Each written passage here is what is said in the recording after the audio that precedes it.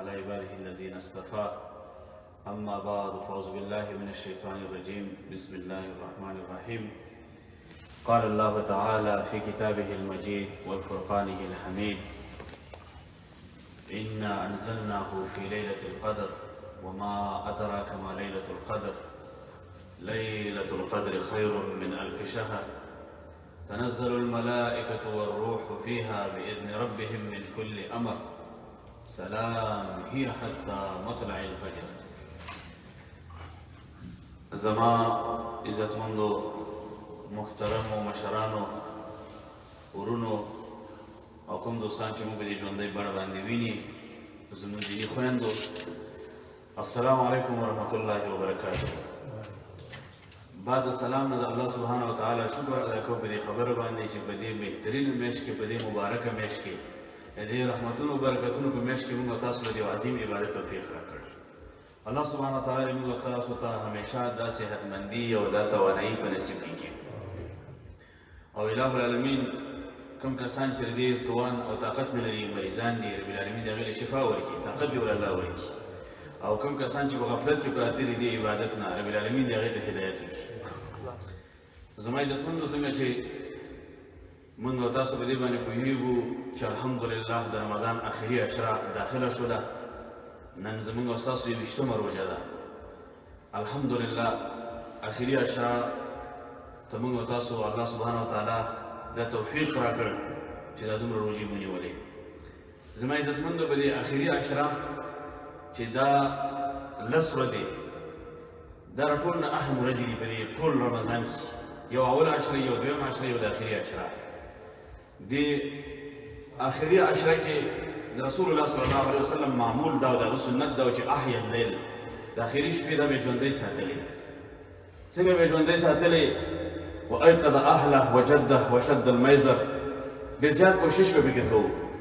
داسې کوشش به کوو چې ځان به د بسترې نه جدا کړ او خپل ځان به کمربسته کړ او وایقظ اهله له خپل اهل به را بیدارو د دې دپاره چې هغه د سره عبادت وکړي.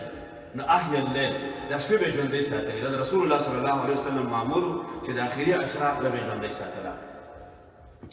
نو موږ او تاسو ته پکار دی چې اوس دغه اخري عشره دا ژوندۍ وساتو. نو دې کې د ټولو نه اول کار اول عمل هغه به کې څه شی کول دي؟ هغه دا دی چې د لیلة القدر تلاش کول دي. لیلة القدر تلاش کول څنګه تلاش کوو؟ دې پسې به ګرځو، دې دپاره به محنت کوو، د دې دپاره به خواري کوو، زحمت به وباسو، د شپې به پاڅو، تهجد به کوو، تلاوت به کوو، دعاګانې به کوو، نفلونه به کوو، صدقه او خیرات به ورکوو. نو دا شپې د ژوندۍ ساتلو مقصد دا دی چې په دې کې به ستا د ټول رمضان نه کوشش به دې نور هم زیات شي. دا به نه وي چې روژه هم د خیره سره خلاصه کړو بس اخري شپې دي نور اختر ته به ځان جوړوو چې د خلاص شو. نه، بلکې د اخري شپې ډېرې مهمې شپې دي. ولې مهمې دي؟ د دې یو څو وجې دي. یو وجه دا ده چې شپه د لیلة القدر پکې راځي. نو په دې شپه کې د لیلة القدر تلاش کول دا په ځان باندې ولې لازم کړه؟ داسې لازم کړه چې دا د رسول الله صلی الله علیه وسلم سنت دي او د رسول الله صلی الله علیه وسلم ما ته امر دی ځکه دا تلاش کوم. بل د لیلة القدر شپه دا ډېره د خیر او د برکتونو نه یوه ډکه شپه ده. د دنیا ټول خیر او برکتونه دا په دې شپه کې پراته دي. د هغې نه ډېره ډکه شپه ده. د دې د لیلة القدر یوه لمحه چې ده دا د کلونو د عبادت نه بهتر دی. د کلونو عبادت الله سبحانه وتعالی د دې صورت د دې د لیلة القدر شپې په اهمیت او د دې د فضیلت په باره کې پوره یو صورت نازل کړی دی چې هغه صورت ته څه وایي؟ صورت قدر. الله سبحانه وتعالی د دې په فضیلت او د دې په اهمیت په باره کې نازل کړی دی. او په هغه صورت کې موږ او تاسو له دې خبرې خوشخبري راکړې ده چې انا انزلناه فی لیلة القدر. الله سبحانه وتعالی فرمایي چې بدون شک موږ دا قرآن عظیم الشان دا په شپه د لیلة القدر کې نازل کړی. کله نازل شوی دی؟ په شپه د لیلة القدر باندې. او بیا الله سبحانه وتعالی فرمایي وما ادراک ما لیلة القدر. ای پیغمبره تا ته څه معلومات دی چې شپه د لیلة القدر څه شی دی؟ د دې شپې د اهمیت په خاطر او د دې شپې د فضیلت په خاطر او د دې د عظمت په خاطر الله سبحانه وتعالی رسول الله صلی الله علیه وسلم مخاطب کوي او بیا ترېنه سوال کوي چې ای پیغمبره ته څه پوهېږې چې د دې د شپه د لیلة القدر څه شی ده؟ او په آیات بعدي کې الله سبحانه وتعالی په خپله د هغې جواب کړی دی چې لیلة القدر خیر من 1000 شهر. شپه د لیلة القدر چې ده دا د 1000 میاشتو نه بهتره ده. په دې کې عبادت کول په دې یوه شپه کې دا د 1000 د میاشتو نه بهتر د هغې اجر او ثواب دی. الله سبحانه وتعالی په خپله جواب کړی ليلة القدر خير من 1000 شهر. بیا د شب قدر عبادت الله سبحانه وتعالی فرمایي تنزل الملائکة والروح، په دې شپه کې ملائکه او جبرئیل امین دا د اسمان نه کار خیر راواخلي او دنیا طرف ته راځي، د ځمکې طرف ته راځي. هي حتى مطلع الفجر، سلام هي حتى مطلع الفجر. او په دې شپه کې سلامتیا ده او په دې شپه کې برکتونه دي تر کوم وخته پورې؟ حتى مطلع الفجر، تر سبا پورې. دا شپه شروع کېږي د مغرب د ماښام د وخت نه او تر کوم وخته پورې ده؟ د مطلع الفجر، د سبا د وخته پورې ده. دغه وخت پورې شب قدر دی. بیا زما عزتمندو دا په دې لسو شپو کې د ټولو نه عظیم او لوی عمل هغه څه شي کولی دي؟ شب قدر تلاش کول دي، د هغې طلب کول دي. او دا د شب قدر تلاش کول دي، طلب کول دا څه شي دي؟ دا د ایمان د شعبو نه یو شعبه ده، شعبه من شعبة الایمان. د ایمان د شعبو نه یو شعبه ده. څوک چې دې تلاش کوي، کوم انسان کې چې د شب قدر تلاش نشته دی، د دې انسان ایمان کمزوری دی. د ایمان کمزوري دی چې څوک د دې تلاش پسې نه ګرځي یا دا ورته بې اهمیته ښکاره کېږي، اهمیت ورسره د دې نشته دی او د دې تلاش هم نه کوي. د دې انسان ایمان کمزوری ده، د ایمان کمزوري ده. ځکه چې دومره بهترینه شپه الله سبحانه وتعالی په دې شپه باندې د خپلو بندګانو ګناهونه بخشش کوي او دا انسان یې بې اهمیته تېره کړي او دی په غفلت کې تېره کړي. دا د ایمان کمزوري ده. زما عزتمندو دې شپې ته په قرآن عظیم الشان کې دوه نومونه اخیستلی شوي دي. یو ته ویل کېږي لیلة المبارکه او لیلة القدر. په کومه شپه چې قرآن عظیم الشان نازل شوی دی هغه شپې ته څه شی وایي؟ لیلة المبارکه او لیلة القدر. دا دوه نومونه ورته وایي. لیلة القدر ورته ولې وایي؟ قدر ورته د دې په وجه باندې وایي چې دا پیغمبر معظم دی، دا کتاب معظم دی، دا د راوړلو والا چې کوم جبرئیل امین دی، دغه ملایکه چې دا معظمه ده او دا میاشت معظمه ده. د دې د وجې نه دې شپې ته څه شی وایي؟ معظمه شپه، شپه د قدر ورته وایي. عمر بن خطاب رضی الله تعالی عنه یو ورځ اصحاب کرام ټول راجمع شول. عمر بن خطاب رضی الله تعالی عنه د هغې نه سوال وکړو، وایي داسې به څوک وي چې هغه د لیلة القدر په باره کې موږ ته ووایي چې لیلة القدر څه شی دی؟ لیلة القدر دا څه شی دی؟ نو تمام اصحاب کرام ناست دي، مشران اصحاب کرام عبدالله بن عباس رضی الله تعالی عنه چې یو کم عمره او جوان صحابي یې دا هم ناست دی. نو هغه اصحاب کرام او مشرانو چې یو د هغې خپل هر یو د خپل رایې اظهار وکړو د شب قدر په باره کې. د شب قدر دا د هغې باره خصوصیت او اهمیت او فضیلت دی ونه بیان کړل. عبدالله بن عباس رضی الله عنه خاموش ناست دی. عمر رضی الله عنه سوال وکړ، ویل ولې ته خاموش ناست یې؟ ته هم څه ووایه؟ هغه وویل ځکه چې مشران اصحاب کرام موجود دي او مشران ناست دي او ما دا مناسبه ونه ګڼله چې زه جواب وکړم. او دا ادب هم دی چې کله مشران ناست دي نو کشران له پکار دي چې خاموش شي. زموږ دا کشران د دې زمانې چې دا ځان ډېر هوښیار ګڼي. کله چې د مشرانو په محفل کې کښېني نو هرې خبرې باندې ډېر زر راځي، دا داسې او دا هغسې او دا داسې ځان داسې ښیي چې زما تجربه ډېره تاسو نه پوهېږئ. پخواني خلک یې وایي دا د آدابو خلاف دي. که ته پوهېږي چې مشران ناست دي نو ځان خاموشه واچوه او که تا ته ضرورت راشي نو مشر به تا نه په خپله پوښتنه وکړي. ځان مه مشر کوه هر ځای کې. نو عبدالله بن عباس رضی الله عنه وویل چې ما مناسب ونه ګڼله ځکه چې مشران اصحاب کرام موجود دي او زه خبره وکړم. عمر رضی الله عنه وویل چې موږ له اجازه درکړې ده اوسوي او د لیلة القدر په شپه کې. هغې وویل چې ما له اجازه راکړه نو بې مانه واورئ. د لیلة القدر په باره کې هغه داسې وفرمایل ابن عباس رضی الله عنه چې ان الله وتر يحب الوتر. الله سبحانه وتعالی طاق دی، یو دی او تا خوښوي. ویل څنګه؟ نو بیا هغه دا دلایل ذکر کړل. ویل تاسو وګورئ الله سبحانه وتعالی دنیا جوړه کړله په څو ورځو کې؟ په 7 ورځو کې. ویل هغه تا په ورځې وي. الله سبحانه وتعالی په 7 ورځ باندې انسان پیدا کړ. هغه څه چې وي هغه تا په ورځې وي، 7 ورځې وي. الله سبحانه وتعالی د دنیا دا سبزي چې ده د دې د اقسام چې الله سبحانه وتعالی پیدا کړل د سبزي د اقسام نو هغه په 7 ورځو کې پیدا کړل، هغه تا په ورځې وي. بیا ورته ویلې چې تاسو وګورئ اسمانونه الله سبحانه وتعالی و پیدا کړي دي، هغه طاق دي. دغه شان الله سبحانه وتعالی و ځمکې پیدا کړي دي چې هغه طاق دي. او بیا وفرمایل چې الله سبحانه وتعالی په قرآن عظیم الشان کې 7 المثاني رانقل کړې ده چې 7 المثاني هغه 7 آیتونه دي چې بار بار ویل کېږي چې سورة فاتحه ده. هغه الله سبحانه وتعالی 7 آیتونه رانقل کړي دي چې بار بار تلاوت کېږي. او الله سبحانه وتعالی قرآن عظیم الشان کې د هغه 7 رشتو ذکر کړی دی چې هغې سره نکاح ناجایز ده. او الله سبحانه وتعالی قرآن عظیم الشان کې د هغه 7 رشتو ذکر کړی دی چې هغې سره د هغې وراثت ورکول هغې بیان کړی دی چې 7 قسمه رشتې داسې دي چې تاسو هغې له وراثت ورکوئ. ویل هغه هم طاق دي. او بیا یې ویل د انسان اندامونه اعضا چې دي هغه هم ودي چې په هغې باندې سجده کېږي. دوه پښې، دوه زنګونونه، دوه لاسونه او دا تندر د پوزې پورې دا هم ودي. ویل دا هم طاق دی ویل چې انسان په دې باندې سجده کوي.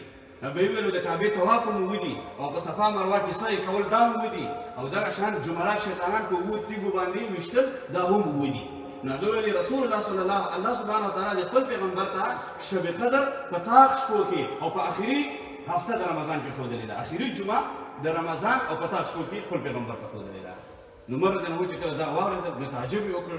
ویل چې تا ډېر بهترین وضاحت وکړ او ویل چې فلتمسوها عشر الاواخر من رمضان. تاسو د رمضان په آخري عشره کې چې کوم دی دا د شب قدر شپه تلاش کړئ.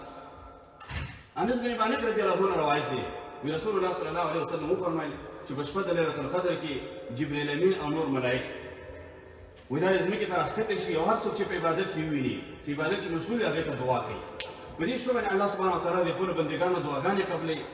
حافظ ابن کثیر رحمه الله د سورة قدر د دې په نزول کې د بني اسرائیل یو واقعه ذکر کړې ده چې رسول الله صلی الله علیه وسلم د ورځې اصحاب کرامو سره ناست او د بني اسرائیلو د یو نیک انسان ذکر یې وکړو چې بني اسرائیلو کې یو ډېر نیک انسان و، یو متقي او پرهیزګاره انسان پکې و. هغه 1000 میاشتې د رب العالمین عبادت کړی و. 1000 میاشتې په کومه طریقه یې کړی و؟ په داسې طریقه یې کړی و چې د شپې به عبادت کو او د ورځې به دی په غزواتو کې شریک و. داسې عبادت یې کړی و. نو اصحاب کرامو په دغه وخت کې داسې مایوسه غوندې شول چې کاش زموږ هم دا عمرونه لږ زیات وی، زموږ دا عمرونه کم دي، که عمرونه زموږ زیات وی نو موږ همداسې ډېر عبادت کړی وی. 1000 میاشتې موږ فقط دا په عبادت کې تېرې کړی وی. په دا زموږ عمرونه کم دي.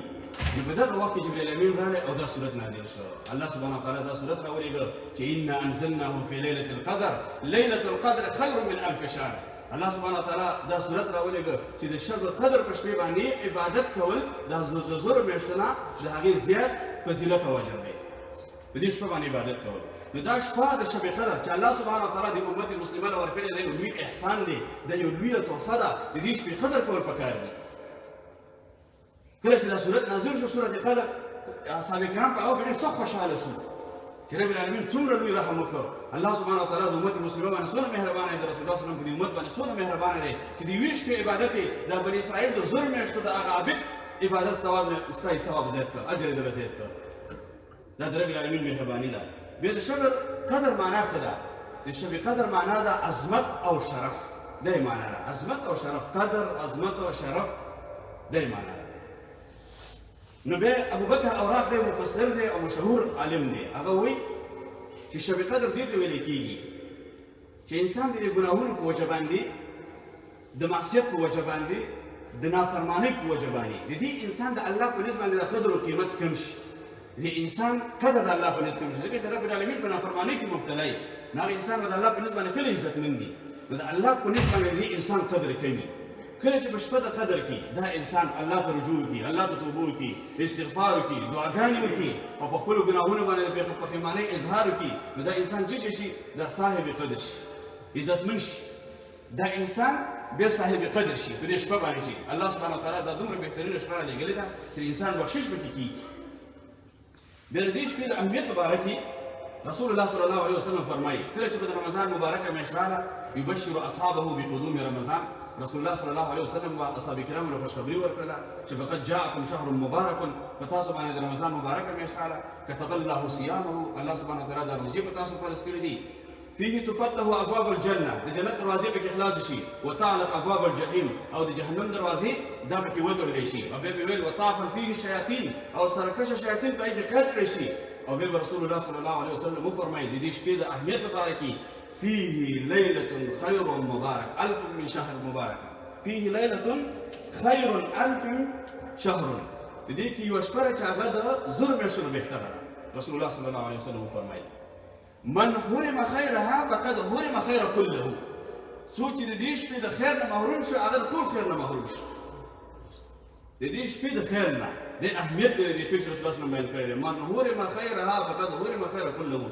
دا انسان بدنصیبه دی هغه انسان چې هغه د دې شپې د خیر نه محروم پاتې شي. د دې شپې چې ته حساب وکړې دا 1000 میاشتې راجمع کړه دا 83 کاله کېږي. یو شپه ته عبادت وکړه د 83 کالو اجر الله سبحانه وتعالی درکوي، بلکې د هغې نه هم زیات. ولې دله زیات درکوي؟ چې دا شپه دا د دې 1000 د دې نه هم بهتره په دې چې دا شپه د دې زرو میاشتو سره برابره نه ده، داسې نه دي ویلي چې دا د دې سره برابره ده. خلک سره وایي چې د یوه شپه د زرو میاشتو سره برابره ده، د زرو میاشتو سره برابره نه ده. خیر من الف شهر، د زرو میاشتو نه بهتره ده. څومره بهتره ده؟ موږ ته دغه ځای نه اخوا نور زموږ عقل سفر نشي کولی چې څومره بهتره ده، څومره افضله ده، څومره غوره ده د زرو میاشتو نه. الله سبحانه وتعالی فرمایي چې د زرو میاشتو نه افضله ده د یو شپه باندې عبادت کول. نو په دې شپه باندې بدنصیبه دی هغه انسان چې هغه د خیر نه محروم شو. من حرم خیر فقد حرم خیر کله، هغه ټول خیر نه محروم شو څوک چې د دې شپې د خیر نه محروم شي. بلکې حدیث کې رسول الله صلی الله علیه وسلم فرمایي ولا يحرم خیرها الا المحروم. د دې د خیر نه څوک نشي محروم کېدلی مګر هغه څوک به د دې شپې د خیر نه محروم شي چې الله د دې قسمت کې نه محرومتیا لیکلې ده. د دې شپې د عبادت توفیق ور الله ورنکړي. دا په عباسیاتو کې تېرې کړي، دا به هسې په تلیفون او په تلویزیون او په هغه او په دغه کې به تېرې شي. د دې شپې د اهمیت نه به دې خبر هم نشي. محروم انسان به د دې نه پاتې کېږي. د دې د خیر نه چې کوم انسان پاتې شو هغه د دنیا نه ټول خیرونه نه پاتې شي. دومره بهترینه شپه ده، ولې الله یې دا عظمت ور الله ورکړی دی. ابن عباس رضی الله عنه فرمایي چې په دې شپه باندې د انسانانو متعلق د هغې د اهم امورو فیصله کېږي. د اهم امور د بنده د بل شپې قدر پورې چې د انسان متعلق د هغه د متعلق د اهم امورو چې څومره فیصلې هغه کېږي. یعنې په راتلونکي کال کې به دې انسان ته څومره رزق ورکولی کېږي، دله به څومره عمر ورکولی کېږي، په دې کال کې به څوک پیدا کېږي او څوک به وفات کېږي. دا فیصلې کله کېږي؟ دا په شپه د لیلة القدر کې کېږي. په دې شپه د قدر باندې زما او ستا باره کې فیصله کېږي، د عمر د رزق زما او ستا د راتلونکي اولاد چې پیدا کېږي، کوم به پیدا کېږي او څوک به وفات کېږي، کوم اولاد به الله درکوي، کوم به وفات کېږي. دا ټولې فیصلې څنګه کېږي؟ دا په شپه د لیلة القدر باندې کېږي.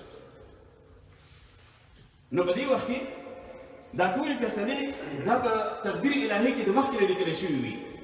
دا په ازل کې الله سبحانه وتعالی د انسان متعلق دا تمامې فیصلې لیکلي. په دې شپه د قدر باندې الله سبحانه وتعالی د ملایکو په ذریعه باندې دا په هر انسان باندې دا فیصله تقسیمېږي.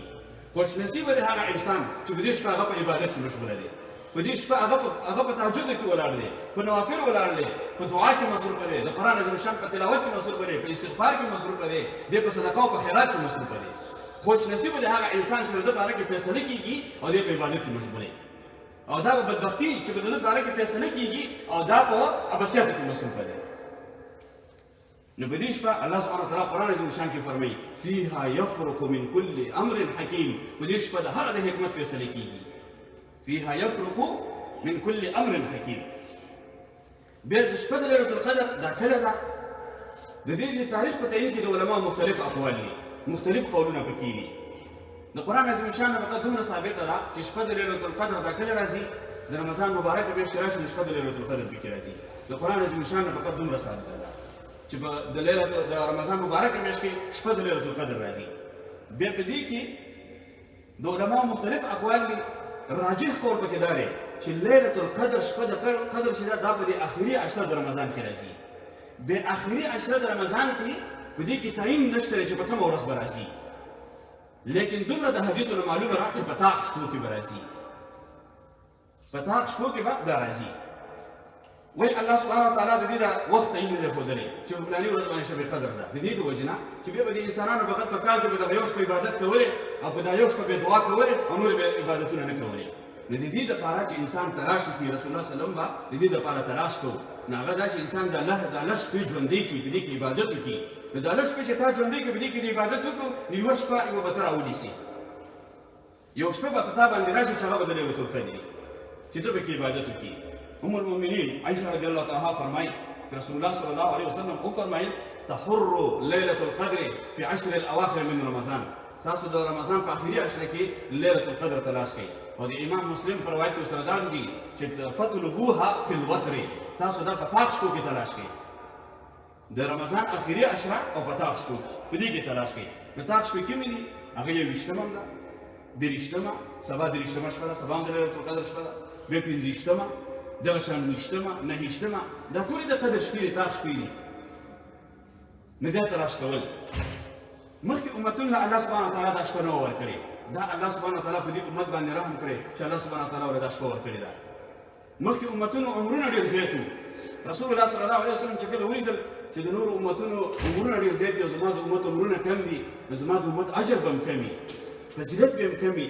رسول الله صلی الله علیه وسلم دې خبرې لږ تشویش وي الله سبحانه وتعالی ولا سورته دا د قدر شپه ورکړله او وعده ورسره وکړله چې په دې شپه باندې څوک عبادت وکړي نو دا د زرو د شپو نه د زرو میاشتو نه افضل او بهتر عبادت دی ابو ذر رضی الله فرمایي امام رسول الله صلی الله علیه وسلم نه پوښتنه وکړه چې یا رسول الله تر څو پورې چې ته حیات نو شب قدر وي که چېرته په دنیا کې نه وي نو شب قدر به نه وي رسول الله صلی الله علیه وسلم ته وفرمایل چې دا شب قدر شپه دا به تر قیامته پورې وي تر قیامته پورې به دا شپه راځي که زه نه یم ابو ذر رضی الله فرمایي ما بیا رسول الله صلی الله علیه وسلم نه پوښتنه وکړه چې یا رسول الله چې دا شب قدر موږ کله تلاش کړو بیا دا ټول چې د رمضان په اخري عشره کې امام ته چې یا رسول الله به مې جرأت وکړو به مې پوښتنه وکړه چې یا رسول الله په دې اخري عشره کې په کوم وخت کې تلاش کړو ورته ویل چې په اخري هفته کې تلاش کوو ډېرې پوښتنې مه کوه ورته چې ډېرې پوښتنې مه کوه په اخري هفته کې تلاش کوه نو د اخري پاک شپه په دې کې ډېر زیات امید دی ځکه ابن عباس رضی الله عنه او حضرت معاویه رضی الله عنه او ابن عمر رضی الله عنه هغوی په دې باندې متفق دي چې په ویشتم د رمضان ویشتمه شپه د رمضان چې ده دا د شب قدر شپه ده هغوی په دې باندې متفق دي بیا زما عزتمندو د شپې کې بعضې نښانې هم د هغې شته چې په حدیثو کې ذکر شوي دي لیکن دا ضروري نه ده چې دا نښانې وي نو دا شپه به وي او که دا نښانې نه وي نو دا شپه به نه وي ضروري نه ده یو څو نښانې دي چې په حدیث په صحیح حدیثو کې د هغې ذکر راغلی دی یو نښانې د دې شپې دا ده چې دا شپه د قدر چې دا ډېره روښانه او ډېره صافه وي په دې شپه باندې دا شپه دونه روښانه او دونه صافه وي چې انسان داسې فکر کوي چې دا قمر دا سپوږمۍ لاندې راښکته شوې ده دومره صافه وي لیکن دا نظاره په هغه ځای کې کیدی شي چې صحرا وي صحرا په هغه ځای کې دې نظاره ډېره ښه کیدی شي ځکه چې دا نوراني مخلوق ملایک چې دی دا په دې شپه باندې ډېر زیات راښکته کېږي د دې د وجې نه دا شپه ډېره روښانه او ډېره صافه وي یو علامه په حدیث کې دا ښودله شوې ده بله نښاني دا ښودله شوې ده چې دا شپه پرسکونه ډېره وي د ارام شپه وي په دې شپه کې نه ډېره یخني وي او نه پکې ډېره ګرمي وي او شور او شعب پکې نه وي دا حیوانات چې دی دا پکې چغې نه وایي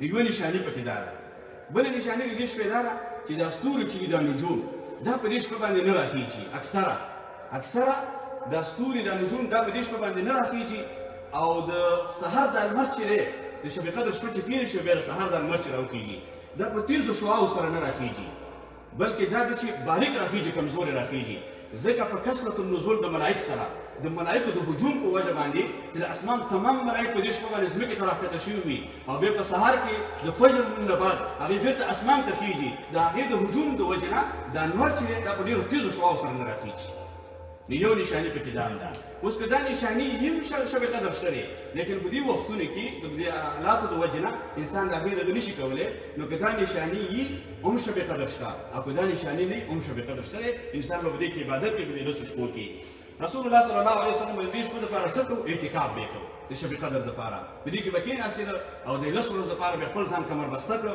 عبادت به یې کوو او په دې لسو شپو کې به ډېر زیات عبادت کوو ډېر زیات وخت به ورله ورکوو ام المؤمنین عائشه رضی الله عنها ته سوال وکړ چې یا رسول الله که چیرې زه شب قدر بیا وموم نو څه وکړمه رسول الله صلی الله علیه وسلم ورته دا دعا وښودله اللهم انک عفو کریم تحب العفو فاعف عني یا الله ته معاف کوونکی او معافي خوښوې زما خطاګانې او زما ګناهونه ماته معاف کړي رسول الله صلی الله علیه وسلم ورته دا دعا وښودله چې کله دا شپې داخلي شي اخري عشره نو ته دا دعا وایه نو دا دعا وایي خپل ځان ته خپل هم وایي او خپل اولادونو ته هم دا دعا وښوئ اللهم انک عفو کریم تحب العفو فاعف عني دا دعا زیاته زیاته وایي په دې شپه باندې د اسمان تمام ملایک الله سبحانه وتعالی ځمکې ته راښکته کړي تمام ملایک دومره ملایک راښکته شي رسول الله صلی الله علیه وسلم فرمایي وایي په کثرت النزول د ملایک سره دا ځمکه تنګه شي ځمکه دومره ملایک الله راښکته کړي بلکې حدیث کې راځي رسول الله صلی الله علیه وسلم فرمایي وان الملائکه تلك الليل اکثر فی الارض وعدد حصاه په دې شپه باندې الله سبحانه وتعالی دومره ملایک راښکته کړي د اسمان تمام ملایک چې په اسمان کې ملایک پاتې شي او په دې ځمکه باندې دومره ملایک راښکته شي څومره چې دا ریګ دی ریګ د دې ریګ د اندازې نه زیات ملایک په دې شپه باندې راښکته شي د ریګ دا د دې نه زیات ملایک په دې شپه باندې راښکته شي او دا ملایک هر نارینه هر زنانه هر مسلمان چې هغه په عبادت کې مشغول وي د هغې دپاره دعا کوي او د هغې دپاره شاهدانې جوړې شي او دا دعا ورته کوي چې الله دې له رحمتونه ورکړه او دې له برکتونه ورکړه هر هغه کس چې په عبادت کې مشغول وي هغې ته دعا ځکه الله سبحانه وتعالی فرمایي تنزل الملائکة والروح ملائک راښکته کېږي نازلېږي او روح هم راځي روح څوک دی د جبریل امین یو نوم هغه روح الامین دی جبرائیل امین او روح الامین ځکه سورة قدر کې وایي چې روح هم راکښته کېږي روح الامین ته وایي جبرائیل امین دا د ټولو ملایکو سردار دی سید الملایکه چېرته اوسېږي په سدرة المنتها کې اوسېږي سدرة المنتها څه شی دی دا یوه ونه ده چې دا په شپږم اسمان کې او د دې شاخونه تر اووم اسمان پورې رسېدلي دي او سید الملایکه جبرائیل امین او دا ټول ملایک دغه ته ژوند کوي سید الملایکه او دا تمام ملایک دا د دې لیلة القدر په شپه باندې د سدرة المنتها نه راښکته کېږي او په دغه شپه باندې هر نارینه زنانه چې هغه په عبادت کې مشغول وي هغې ته دعا کوي سورة طه کې الله سبحانه وتعالی د دې ونې ذکر کړی دی عند سدرة المنتها د معراج په واقع کې الله سبحانه وتعالی د هغې ذکر کړی دی الله سبحانه وتعالی د شپې له فضیلت ورکړی دی ولې به فضیلت ورکړی دی په څو وجو باندې یو وجه دا شب قدر شپې له ولې الله فضیلت ورکړی دی اول فضیلت دا دی چې انزل فيها القرآن الله سبحانه وتعالی په دې شپه باندې قرآن عظیم شان نازل کړی دی په دې وجه ولې فضیلت ورکړی دی بل ولې فضیلت په څه ورکړی دی په دې ولې ورکړی دی چې انها خیر من الف شهر دا شپه د زرو میاشتو نه بهتره ده او افضله ده ځکه ولې فضیلت ورکړی قرآن پکې الله نازل کړی دی د زرو میاشتو نه بهتره ده دا شپه او بل پکې تنزل الملائکه فيها په دې کې چې کوم دی د خیر او د برکت ملایکې پکې نازلېږي ملایکې پکې نازلېږي قرآن پکې الله سبحانه وتعالی نازل کړی دی او د زرو میاشتو نه بهتره ده بل فضیلت الله په څه ورکړی دی چې د دې په فضیلت کې د دې صورت د فضیلت په باره کې الله سبحانه وتعالی یو کامل صورت نازل کړی چې هغه صورت قدر دی صورت قدر کې الله سبحانه وتعالی د دې شپې صفت بیان کړی دی د دې شپې د فضیلت په باره کې الله یو صورت کامل نازل کړی دی په دې ور الله سبحانه وتعالی فضیلت ورکړی دی بل فضیلت الله ولې ورکړی دی دې شپې هغه په دې وجه ورکړی دی چې رسول الله صلی الله علیه وسلم په دې کې خپل امت ته یو لوی خوشخبري بیان کړې ده هغه خوشخبري څه ده رسول الله صلی الله علیه وسلم فرمایي من قام ليلة القدر إيمانا واحتسابا غفر له ما تقدم من ذنبه څوک چې د ليلة القدر شپه دا د ایمان په نیت باندې د ایمان د وجنه او د حساب د نیت د وجنه چې الله سبحانه وتعالی ماته په اجر راکړي د اجر په نیت باندې د ليلة القدر په شپه باندې عبادت وکړ الله سبحانه وتعالی به د تمام مخکینو ګناهونه بخشش کړي 50 کاله د ګناهونه کړي دي او د ليلة القدر په شپه باندې الله ته کېناستلي توبه دې وکړه الله ته دې رجوع وکړه او د خپلو ګناهونو نه بخښنه او معافي دې طلب کړه الله سبحانه وتعالی ورته بخشش وکړي معافي به دې وکړي دا زما فتوا نه ده رسول الله صلی الله علیه وسلم فتوا ده چې من قام ليلة القدر ایمانا واحتسابا غفر له ما تقدم من ذنبه الله ورته تمام ګناهونه بخشش نو دا شپه دا جهنم نه د نجات ذریعه ده شپه او دا د ګناهونو نه د مغفرت شپه ده د ګناهونو د مغفرت ذریعه ده شپه چې انسان خپل ګناهونه بخشش کړي او په دې شپه باندې عبادت کول دا څومره دي 83 کاله ته د الله سبحانه وتعالی بندګي نشي کولی ما ته یې نشو کولی لیکن په دې شپه چې ته کېناستلې او د الله بندګي دې وکړله د 83 کاله تا د رب العالمین بندګي وکړله د دې شپې یو ثانیه عبادت یو سکند عبادت کول خبرې څومره اجر دی دا د څونه کلونو د څو ساعتو یو سکند 2 ساعته ما ته چې کېږو نو ستړي به شو په دې شپه کې تا یو سکند یو ثانیه د رب العالمین عبادت دې وکړه نو د 2 ساعتونو اجر در الله درکوي د هغې نه هم زیات 2 ساعته تا د رب العالمین بندګي وکړله او که یو دقیقه تا د رب العالمین بندګي وکړله نو تا 55 ورځې د رب العالمین بندګي وکړله د هغې نه هم زیات یو دقیقه دې د رب العالمین په دې شپه عبادت وکړه نو 55 ورځې تا د رب العالمین بندګي وکړله او که یو ساعت دې د رب العالمین بندګي وکړله په دې شپه باندې نو دا داسې ده چې 9 کاله ته د رب العالمین بندګي وکړي یو ساعت عبادت کول یو ساعت ته د رب العالمین په عبادت او بندګۍ په ذکر تلاوت استغفار په دې کې مشغولېدل داسې دي لکه ته چې 9 کاله د رب العالمین بندګي وکړي او چې بیا یوه شپه تا عبادت وکړه نو داسې ده لکه 83 کاله تا د رب العالمین بندګي وکړله دا شپه د دعا د قبولیت ذریعه ده په دې شپه الله سبحانه وتعالی د خپلو بندګانو دعاګانې قبلوي د دې د خیر نه چې څوک محروم شو هغه د هغه ټول خیر نه محروم دی دا د سلامتۍ شپه ده د جهنم نه د ازادۍ شپه ده دعا وکړه الله سبحانه وتعالی ستا دعا قبلوي په دې شپه باندې ان الله حي کریم الله سبحانه وتعالی ډېره حیا پکې ده یستحیي من عبده الله سبحانه وتعالی د خپل بنده نه حیا ورځي بنده نه حیا نه ورځي کله چې انسان بنده ګناه کوي د الله د دین په خلاف کې روان دی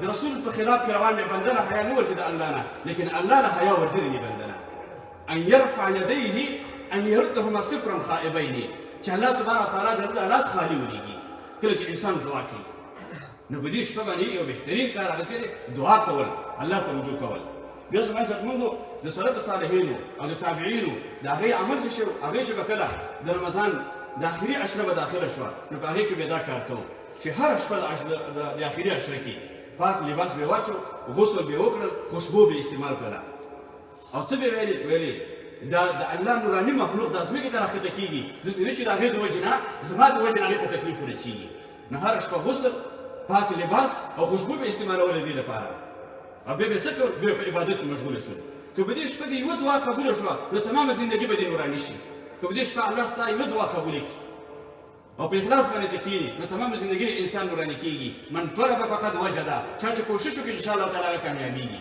کوشش کول پکار دي بیا زما عزتمندو د صدقه فطر په باره کې به مختصر شان وضاحت وکړو صدقه فطر سرسایه مته وایي صدقه فطر مته وایي زکات الفطر مته وایي او فطرانه مته وایي سرسایه یعنې د سر سوری صدقه فطر د اصل کې د افطار نه اخیستلی شوی دی کله چې انسان روزه ونیسي او بیا افطار کړي انسان روزه ونیوله او دا روزه چې کله تا پوره کړله نو دې ته افطار ویل کېږي چې انسان روزه ونیسي او ماښام کې افطار کوي دغه شان چې کله انسان د رمضان روزې ونیسي او بیا اخره کې دا روزې پوره کړي او د دې روزو نه بعد بیا صدقه فطر ورکولی کېږي زکات الفطر متولی کېږي او دا په طور دی شکریه ادا کول دي چې الله دا میاشت په ما باندې راغله د رمضان میاشت بیا پکې دا روزې ما ونیولې او ما پکې الله توفیق راکړه او دا روزې مې ونیولې نو اوس د شکریې یو شکریه ادا کول دي د خپل رب العالمین او دا صدقه فطر ورکول سرسایه ورکول الله سبحانه وتعالی ولې صدقه فطر دا لازم کړې ده واجب کړې ده په هر مسلمان باندې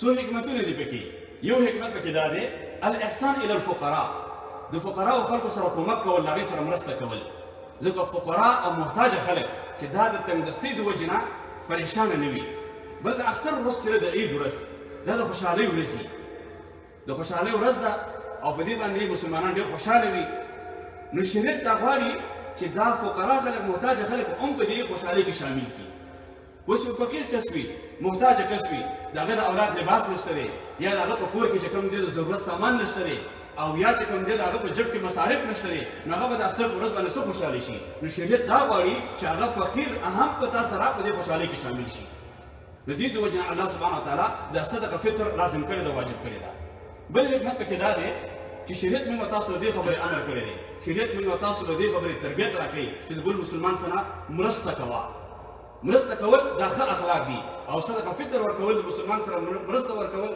د مسلمان سره مرسته کول د دې نه بهترین اخلاق نور نشته دی د بل مسلمان سره مرسته کول شریعت د ښو اخلاقو تربیت راکوي او د مسلمان سره مرسته کول کومک کول بهترین اخلاق د دې نه نور نشته دی بل حکمت په دې کې دا دی چې طهرة للصائم من اللهو والرفث د روزهدار نه څه کمي کوتاهي شوي وي روزهدار د روزې په وجه باندې هغې نه څه ګناه شوي وي یعنې داسې ګناه چې په خبرو کې د هغه نه ګناه شوي وي نو د هغې په وجه باندې دی ګناهګار وي نو دا صدقه فطر سرسایه چې دی ادا کړي الله سبحانه وتعالی ورته هغه لهو او رفث هغه ورته الله سبحانه وتعالی معاف بل حکمت پکې دا دی چې وطعمة للمساکین د مسکینانو د خوراک څښاک انتظام وشي د عید الفطر ورځ د اختر په ورځ باندې د مسکین د فقیر د هغه د خوراک څښاک انتظام پکې وشي دې د وجې نه الله سبحانه وتعالی په موږ او تاسو باندې صدقه فطر دا لازم کړې ده صدقه فطر څومره ورکړو څومره اندازه ده نو شرعي حساب ته چې کله ته وګورې نو اصل کې اجناس ورکول دي جنسونه ورکول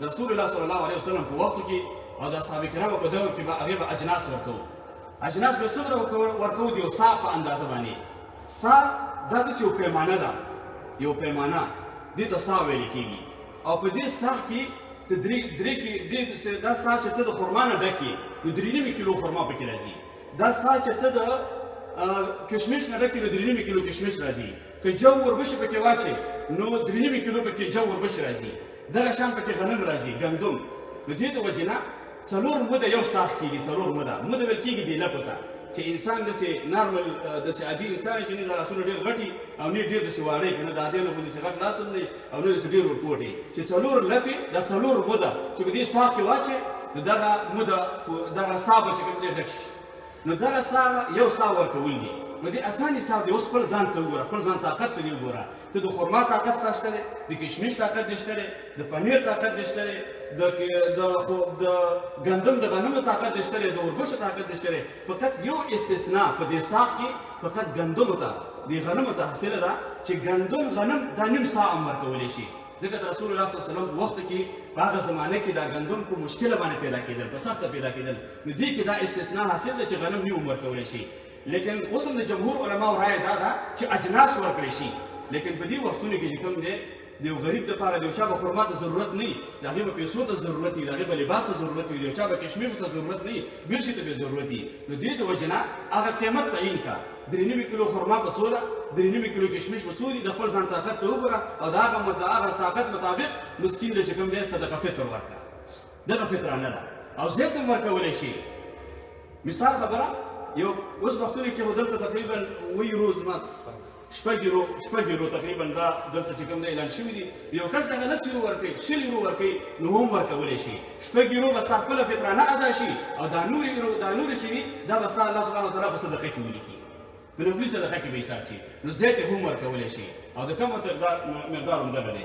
بیا صدقه فطر دا په چا باندې لازم ده، څوک به ورکوي؟ دا په هر مسلمان باندې لازم ده. په دې کې دا قید نشته چې صاحب نصاب به ورکوي او په دې کې بلوغ هم شرط نه دی.